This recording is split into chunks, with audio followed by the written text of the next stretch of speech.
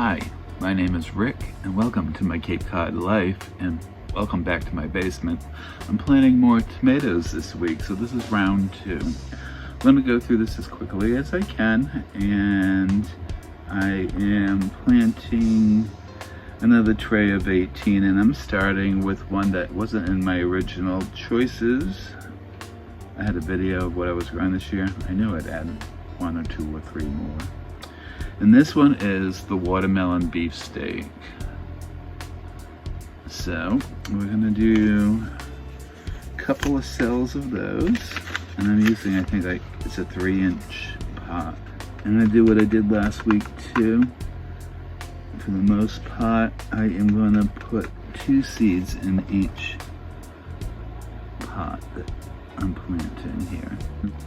I'll probably only grow 1 of these. Maybe it'll become a new favorite for me. The next variety I am going to plant is a zoichka. A zoichka. There we go. And as always, I'm going to make sure I mark these so I don't lose track. Oh my gosh, today was the most beautiful day. I went to the beach, I took a walk, I kind of refreshed. Because you know, sometimes the world is crazy.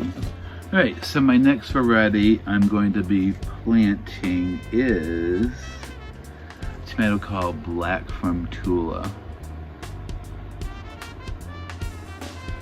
Well, I grew these quite a few years ago actually, and I liked them then. So, you know, it's like a typical, what we call the purple tomatoes. They're kind of smoky and sweet.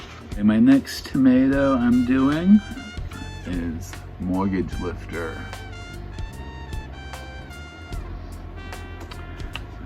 It's an heirloom. It's known to be quite prolific. I've grown them before. I'm happy to grow them again. They're a good tasting tomato. All right, the next variety I am growing is Wisconsin 55. This was really developed for the Midwest. I'm just curious. So the next tomato up is Evergreen. It's a green tomato. That's the color it is when it's ripe. So now for the last of my varieties is the Best Boy. I have been looking for a Better Boy all around town. Nobody has them. So I guess this is better than a Better Boy because it's the Best Boy. So we're gonna grow these. It's a hybrid. 70 days. I'm expecting a whole bunch of tomatoes off of it.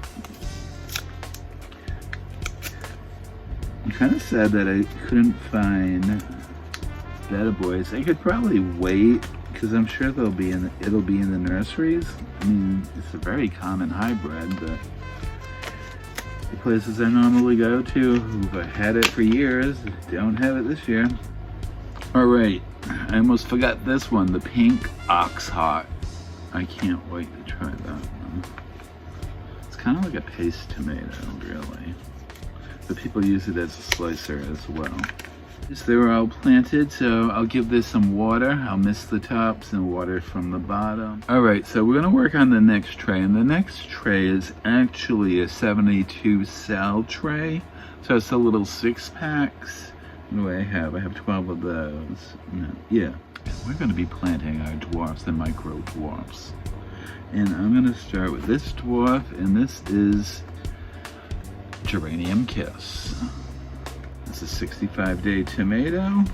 Now, because these are those little cells, I'm only doing 1 seed per cell.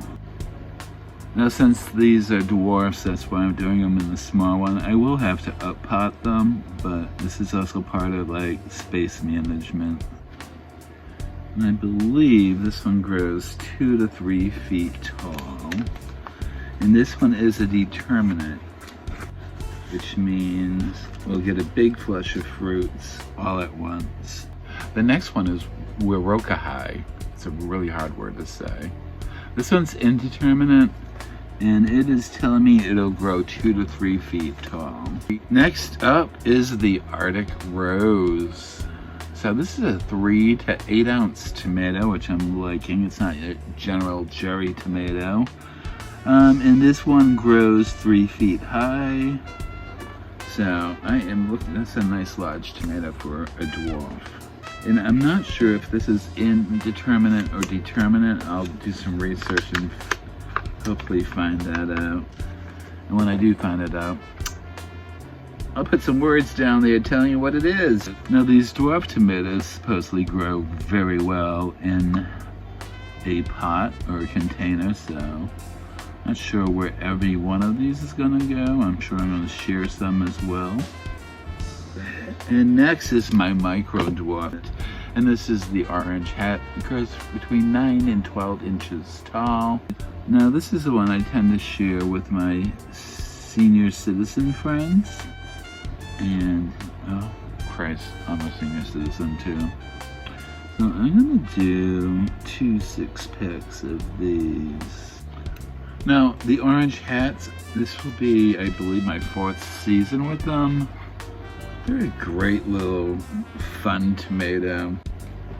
Alright, next I want to dig out some basil, so give me a second to do that. I'll be right back. Hey, we're back. We're doing basil. I'm going to start with this, your sweet basil. I will do a whole 6-pack of that because everybody loves basil. I have other varieties and I'm growing those for different reasons. So for basil, I like to multi-sow it.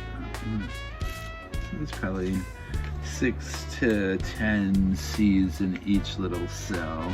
Now what I do with basil, the sweet basil I'm growing a lot of. The other ones I won't grow so much because it's really easy. Just take a clipping off of your plant and root it in water in the kitchen. And you know, next week you can plant it in the garden. All right, my next one I'm gonna be planting, it's piccolino. I love this basil. This little tiny leaf basil. It has such a great flavor. Well, I don't have a whole lot of piccolino left, so maybe just 1 cell or 2. Next one, I grew this last year.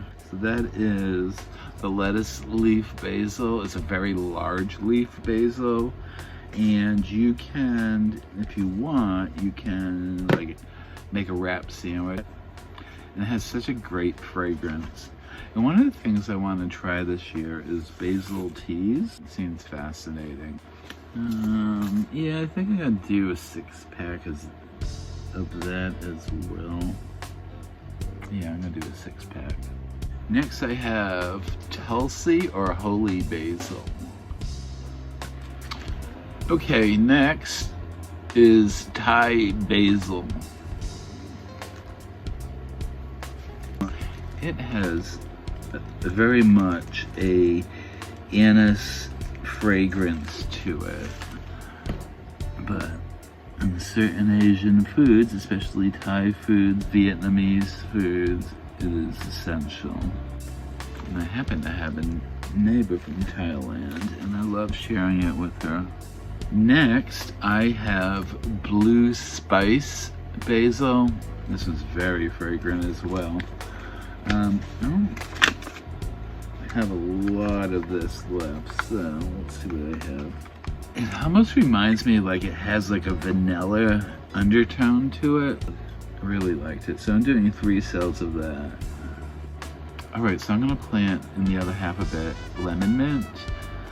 It's not a true mint, but I think for doing any of these iced teas this summer with the basils, this may be a nice addition. I have never heard of this before. I got it in a grab bag. I'm gonna try it. It's Hamburg rooted parsley. So it's parsley that actually has a vegetable root, similar to parsnips, I'm told. So I'll get 3 more cells. I wanna grow parsley. I'll probably have some sprouting up in the garden anyhow. And I kind of want to grow lemongrass. So you know what I'm gonna do? I will plant 1 cell of parsley. So I might have some coming back this year anyways, because it's a biannual. And plus it's seeded all over the garden last year, so I'm pretty certain I'll get some. But at least I'll have a backup. Yeah, look, Italian parsley. That was weird. Just grabbed an old tag from last year and it was already said Italian parsley. All right, so the other two cells, my last two of this tray, I'm gonna try growing some lemongrass. I bought a plant somewhere last year to start, and I had lemongrass through much of the latter part of the summer. Plus, I'm not certain, I'm pretty sure it probably died throughout the winter, but I just clipped it back this afternoon, the dead leaves, you know, maybe with some luck it'll come back. Sometimes it can overwinter. We did have one really cold blast for like 24 hours that could have done it in. And you can actually buy fresh lemongrass and cut it back and root it. So if this doesn't work, that's another option. All right, I'm gonna water all of this in, move things around, put these two trays on the heat mats, put humidity domes on them. I will then show you the tomatoes I planted last week. We had awesome germination. I'm so psyched about it. So I'll see you in a minute. Right, so these are the ones I planted last week. This here are sun golds. These here are the super sweet 100s. These are the black cherries.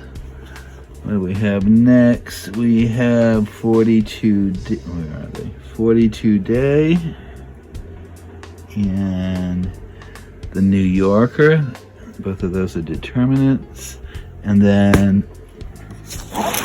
over here we have the last three are carbon.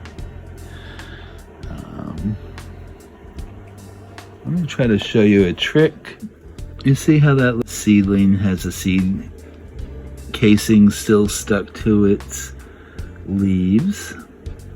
Well, I'm gonna use spit, of all things, and gently moisten it.